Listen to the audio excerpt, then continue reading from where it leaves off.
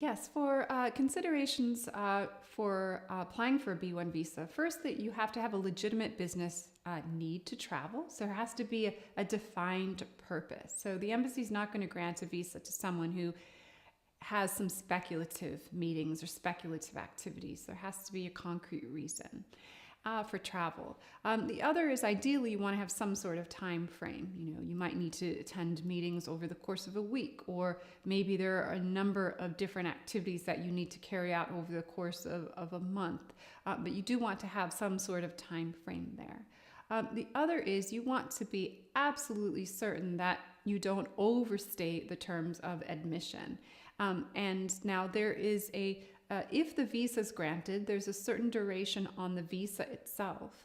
But then when you use that visa to enter the U.S., there is a limitation there that you have to be mindful of, which gives you the amount of time you can actually stay in the United States. So a visa could be potentially granted for 10 years, multiple entry.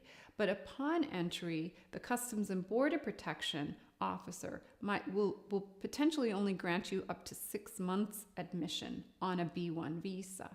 So someone applying for a B1 visa has to be really careful about not overstaying that 6 month period, or however long Customs and Border Protection grants them, because if they overstay admission by 6 months, they could be, if they depart the country, they could be barred from entry for a 3-year period.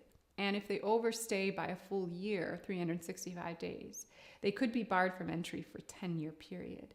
So overstaying the terms of admission is really detrimental, and there could be some severe penalties and punishments.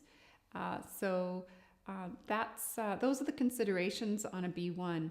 The other things to factor in would be you do have to have a specific purpose, specific duration. You also have to show that you're planning to come back, that you have ties to your home country, so that you have employment ties, property holdings, financial ties, social ties, family ties.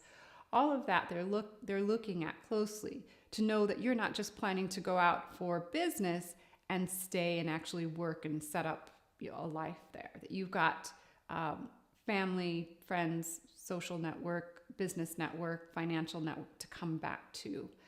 They also want to know that you're not going to engage in any sort of unlawful employment activities, and that you're not going to have any sort of U.S. sourced income on a business visit. So that person will want to show that they've got sufficient funds, access to sufficient funds to avoid unlawful employment. So there are a number of things to consider: the eligibility and the overstay issues, as well as the ties back to the home country.